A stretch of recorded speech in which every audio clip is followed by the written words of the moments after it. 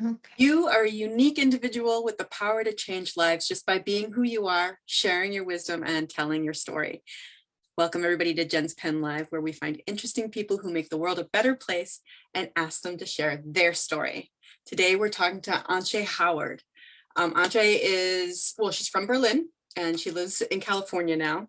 She's an artist, a guide, a teacher, and a neurographic trainer. So we need to find out all about that. Antje, welcome to the show. Thank you very much for being here. Hi, Jen. Thank you so much for inviting me. I'm excited. Me too. So neurographic trainer, this is what you do. Yeah, that's part of what I do. Okay. Tell us about what you do. Okay, so I work with a method. It's an art method. Mhm. It's a kind of, I would call it something between a conscious art practice, a transformational art practice, but you can use it for many different things. There are a lot of people that actually use it as a coaching method, which I do sometimes. But I work mostly with groups. And I use this method to create art journeys for people, where people can explore whatever is inside of them in a creative and visual way. The method was created by a Russian psychology professor, actually, who, I don't know how he even got the idea. I know there's a story that he was like in an airplane sleeping and woke up and suddenly had this name, Neurographica, in his head. And then he was like, oh, that's interesting. And he started researching and he found that there's nothing by that name. So he thought, oh, I got to create this. And he created, it's a very structured step-by-step process, which I guide people through in different ways. But I find it's very useful because you have like a very structured container, and then you can bring whatever comes up into that container. And we learn like, last year I did a training for a 1-year training to become an instructor. Okay. I'm actually allowed to teach the method, but there's like several people that work with it and that give workshops, and every teacher kind of uses it in their own way a little bit. So I am also Qigong teacher, for example. Right. I don't teach Qigong itself very much, but I kind of put it into everything a little bit. So I work a lot with meditation. So for the way I use Neurographica is as a meditation practice. So most of the time I start with close your eyes and go into yourself and like a visual journey or something like this. And then from there, we go into expressing whatever came up in a visual way. And we work with very simple means. So yeah, there behind me, there. That's a Neurographica drawing. And as you can see, it consists of circles and lines and colors. So it's very simple, and it's like there's basically nothing you need to know to step into it. There is nothing, Right. Like I have this, had this story for a long time in my life that I was always creative. I was always an artist, but I would never call myself an artist because I was so, art is something way out there, something above, that I cannot reach. And stepping into Neurographica, like one of the things that Pavel, the founder, says is that everybody is an artist. And this is what you can experience with the method. And this is, why I really love it and why I bring it to a lot of people, because I think it kind of opens up something inside of you. Just allowing yourself to create in that way. And no matter what, like there's no right or wrong. There's no like picture that's more beautiful or something. And everybody can create something that's like, wow, this is nice. And then it's very much focused on the process more than the actual result, which is also something that I really love about it. And a lot of little details about it that are really special. Yes. During the drawing, you actually stay in a mindset of self-observation. So it's not just about us creating something and making it visual, but also about how does my body feel while I do that? How do my emotions come up with certain colors? So it's all about like this feedback loop kind of between us creating and being influenced by our own creation. And then we always can change it. And that kind of allows you to step into this role of a creator where you're like, yeah, okay, I don't like this circle, is too small, you know, I can just make it bigger.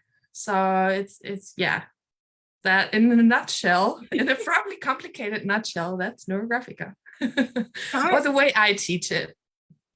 That sounds amazing. It sounds like people who maybe even never even thought of, not even thought of themselves as an artist because art is way up there, but just because art is not their thing. Like, that sounds like a really safe place for them to create, you know, and like go, because they've got, like you said, they have that structure, which us creative people were like, structure, yay, we can do lots. Yeah. Yeah, that's definitely one point. It's like, even for people that haven't even thought of themselves as creative in any way, they can experience their own creative being. Yes. And then be like, wow, this is nice. You know, like I've had a lot of people that like made their own drawings since kindergarten, basically, you know? Right. And I also work with kids, and with kids it's really nice because they don't have this, there's a right or a wrong. It's just like whatever comes up is good.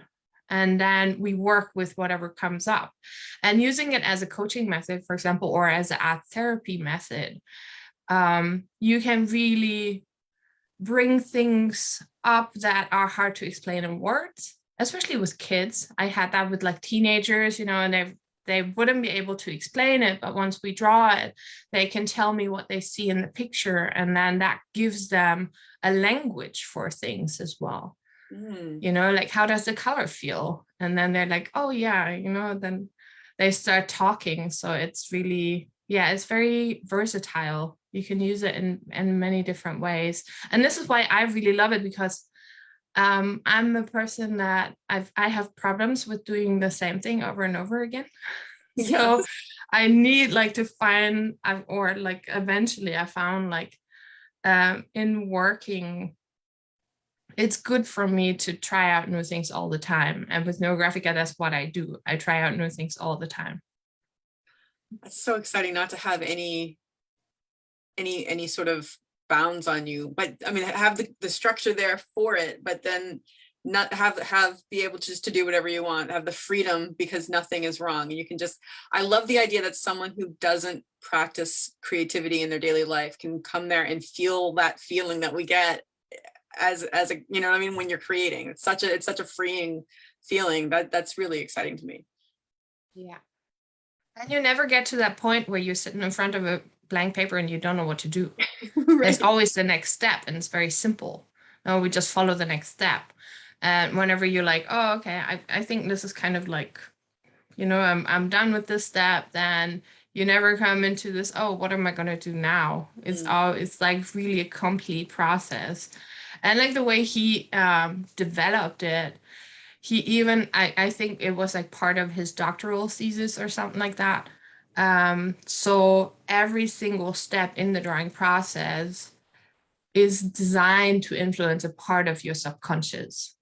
So it's like very tricky in a way. And a lot of people feel it too. They're like, wow, something's happening in my brain. You know, I feel the tingles. So it's very interesting to like see also how it works for different people, and different parts of the drawing process may have more like effect on different people. Yeah. Cool. So how did you come to this? Yeah.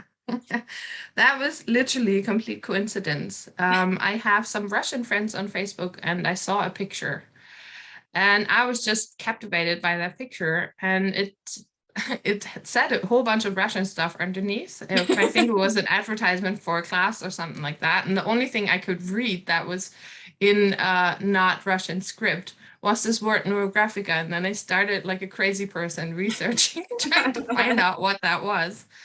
And it's not very well known in the English-speaking world. Eventually, I found a teacher, though, a Russian lady who lived in Canada. Alina is her name. She was my first teacher. And then she told me that there's a German institute in Switzerland where they teach the method in German. So German was the first language after Russian where you could actually train as a Neurographica person. Oh. So I got really lucky. Yeah. I just got lucky. And I went straight into it. I was like, I took the first class. I remember my first drawing was such a big revelation for me, was such a big like aha moment. I thought, this is it. I need that in my life. And I didn't really think about it anymore. I just went straight into like have like different classes where you can, I think it's first is a basic class where you learn just the method and you learn to practice it for yourself. And this is one of the classes that I'm allowed to teach now. Mm-hmm. And then there's a specialist class. And with that, you can use it with other people. So whatever you do, you can find your own way. Like if you're a teacher, if you're a coach, or if you're a therapist, or whatever you are, you can integrate it somehow into your work. And then there's the year-long program that takes you through like many different stages. And it was really like an inner journey. Because during that year you draw like hundreds of pictures, and with every picture we go through a process, an inner process. Mm-hmm. And at the beginning of each picture, maybe I should have mentioned that in the beginning too, you set a topic, like you always draw something. And it doesn't mean like I'm gonna say I've drawn a flower and that looks like a flower. No, I'm gonna draw an emotion, a problem that I have, a negative thought that I can't let go of, anything that I have in my life, or like a difficult relationship. I mean, like literally, it's like never ending, the variety of themes you can draw with Neurographica, and then you bring it into this abstract form and go through this process. And in the process, I don't know how exactly it works, but it totally works. And there is like theory behind it. It allows you to see whatever you started with from a different perspective. That's like the goal, kind of. You set a topic first. So I have a certain fear or something that I can't let go of. So I draw my fear, and then I go through the process, and it changes because I add color and I add like all these little elements. And I can add little helpers for me that protect me from the fear or something like that. And then at the end, when I look at the picture, it's going to be, I'm going to have a different feeling. And that literally works. Wow. Wow. So it's like it's made to change your mind. You know, it's like made to allow you to see things from a different perspective just by putting it in this abstract drawing and through this process. And then at the other end, I mean, not every problem is going to be solved after one picture, but right. you get like to take a first step, and you get like, it opens up a way to look at things in a different way. So yeah, wow, I can see that. I mean, just all the different areas of your brain that you're using when you're thinking about this problem, and you've got your tactile, you've got your visual. I mean, whatever things you're using also smell. So you've got whatever your material smells like. That's interesting. That's really interesting. Wow. So do you have like a story about maybe one of your students who had a really big experience? I can maybe tell my own story. Because that, as I said, like I would always call myself like a closet artist. Mm-hmm. I was always creative. I was always creating stuff, but I never allowed myself to call it art. Right. Which is funny because like my last real job that I had back in Germany, I was teaching art teachers. I was actually working at the faculty at the university, and everybody around me was a real artist. Just for myself, because I didn't study art. I didn't study at like an art school. I just studied education. I studied education, so I have a degree in education. Mm-hmm. And my professor invited me to teach there and to work there. And I remember feeling so intimidated by everyone else. And it's funny because I didn't realize that it was my mind that was creating that. I was actually invited there because I was artistic, of course, like other people would see that in me, but I would be like, no, this is other people. That's not me. And then when I started drawing Neurographica, I opened that inside myself. I opened that to a part where I was like, yeah, okay, I am an artist. And I actually said it out loud for the first time in my life. Oh, wow. Yeah, that was like a big step. I was like, wow, this is okay. This is going to change my life now. And I think that's like one of the reasons why I'm so passionate about it, because for me, and I mean, it's not like, or actually, I had some art actually in a gallery as well Oh, wow. last year or the year before. But I think it's just like the way we understand ourselves. Like this for me totally changed. Like I allowed myself to be that and to not hide and to not like make myself smaller than I am. And also with the teaching, like it's funny because I was always kind of meant to be a teacher. And it like always came up, like whenever I was a kid and you go and you check which profession would be the best for you. It was, for me, always was teacher. And I was always like, no, I hate teachers. I don't want to do that. And well, it turns out, of course, I didn't want to work in school, but I ended up with a education background. So I studied, I think it's called educational science, so pedagogy, basically. But I didn't study to become a teacher. But then I was invited to teach other teachers. And I was like, okay. And then I actually quit that because I realized that it's not the teaching that I don't like, it's the institutions. Right. Like to just be stuck in an institution, to be this little wheel in the giant like thing. That was problematic for me. And so when I started with Neurographica, I found like this new way of becoming a teacher in my own way, with like everything that I learned to, like I have like a background with many different things. I used to dance and I have a lot of like body work experience. And so all of this goes into my teaching. All of this is kind of influencing it. And with Neurographica, it's possible to combine all of that. So it gave me this opportunity to become the teacher that I was meant to be, basically. That's exciting. It's amazing when the universe moves that way, It's really amazing. It's like, oh, and this is what I'm supposed to do. Got it. Yeah. Sometimes you have to get out of your own way before that can happen. Yeah, that's a hard thing to do sometimes.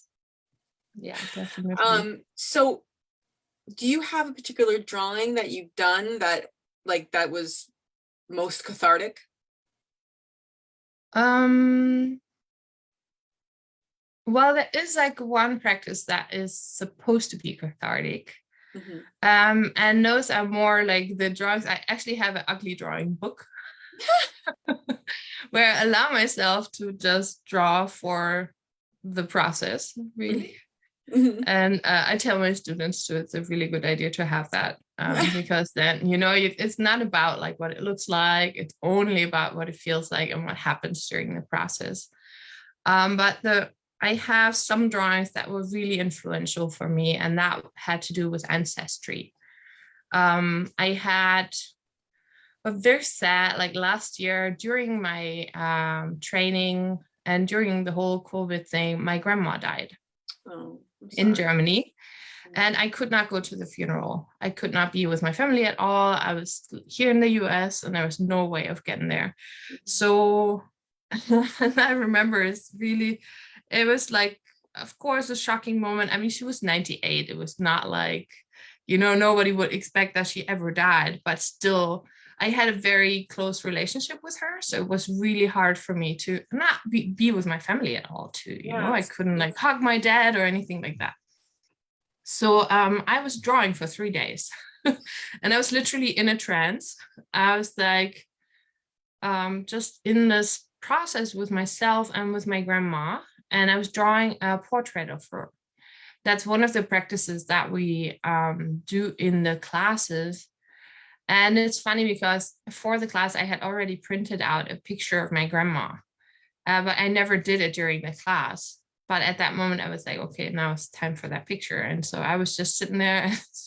My husband was providing me with food and drink and making sure that, you know, I didn't like not eat or anything, that I would still take care of myself. But I really went into this super deep process with her through the drawing. And it was such a like gift to have that, because it allowed me to find a way to say goodbye in my own way, to connect again. And it's really like when you work with a picture of someone else and draw with it, it's very deep. You really get to connect. You get to like go into that person, basically. It's very intimate too. It's a really like strong process. And for 3 days I drew my grandma. And then later I read that 3 days is like kind of the phase that a lot of cultures have, like where you kind of say goodbye to the spirit, basically. Oh, wow. And I felt that, and it was crazy. I was sitting on the porch, and then every now and then I would put up the paint, the drawing, and just like look at it and put a candle up and, you know, talk to her, and then I would draw some more. And at some point I remember there was a deer coming out of the forest. Like we live in a forest, we live like in a super nice place, and it was like a really nice with big horns and stuff. And he just came out of the forest and kind of nodded and then went away. And I don't know, I had this like vision of how he's like taking my grandma to some other place. You know, it was like a whole, it was a really deep experience. Wow. That was definitely one of the drawings where I think I went like deeper than any other drawing. Right. Wow. Yeah. And then, from that kind of experience, I developed this ancestral, I call it ancestral arts, and ancestral arts processes with like several different drawings that I teach other people, because I know I just got so much from it. Wow. I thought this is something that the world needs in a way. Yeah. So which was great, because like in a way I realized like how much of my being creative comes from my grandma. And I didn't, you know, it was like something that was always there, but I never like consciously had that realization. I was like, oh yeah, like she taught me a lot of like creative things, and she was always creative. She had to stop herself from knitting and stuff because she would hunch over too much and her back would hurt. So it was like, I just had this really beautiful conversation in a way, like artistic and nonverbal conversation with my grandma through like the art. Yeah, that's definitely like my biggest one, I think. Beautiful, beautiful, beautiful story. Thank you very much for sharing that. That was lovely. It just sounds like you can really connect to, like, I mean, your goal, you say on your Facebook page, is to create and strengthen connections to yourself as well as to the world around us. And that I mean, that's exactly what you're describing. That's incredible. Oh, sorry, I'm like, that's lovely. Well, okay, so tell me, Antje, if people want to get in touch with you to learn more about Neurographica or take one of your classes, what can they do? I have a website that's being updated, but it's in the process. I'm at the moment putting up more like pre-recorded courses, because as we talked in the beginning, I'm pregnant, so I'm not gonna do a lot of live classes. But I have like collected over the last year a few nice pre-recorded classes. And I have a Facebook group where I share things, drawings, and other people share things. Yeah, it's a little bit yeah, whatever comes up basically goes in there. Yeah, those I guess the two. And then I have an Instagram, which I sometimes put. I'm not like a big social media post Yeah. every day person, so sorry everyone. If I But didn't have to, I wouldn't be doing it. But this is a love, like for me, this gives it meaning. Being able to meet someone like you and share what you do with people. Nice. Yeah, so yeah, those would be the ways to get in touch. Awesome. And then I usually also offer one-on-one sessions, but I'm kind of weaning that down a little bit at the moment. So it's going to be a possibility in the future again, which is an interesting way to, and I didn't like plan to do that really, but I had someone come to me and ask if they could have like individual sessions. And that can be like a very deep process too. Right. Where I found that it especially helps people that have trouble kind of, you know, when you have too many thoughts and it just gets out of structure and you don't really know what to think anymore, then putting your thoughts on a piece of paper and seeing them in a visual way does wonders. And like, you know, realizing what's actually important and what actually fits together and what's actually, you know, just on the side, kind of side noise. So yeah, so I do that too. That's wonderful. That's so cool. All right, cool. So we'll put all that information in the description. So if anybody wants to get in touch with Antje, I'll put that information up above. And thank you so much for coming and for sharing your stories. Thank you so much for inviting me. All right, to everybody else out there, we all have a tale to tell. So what's yours?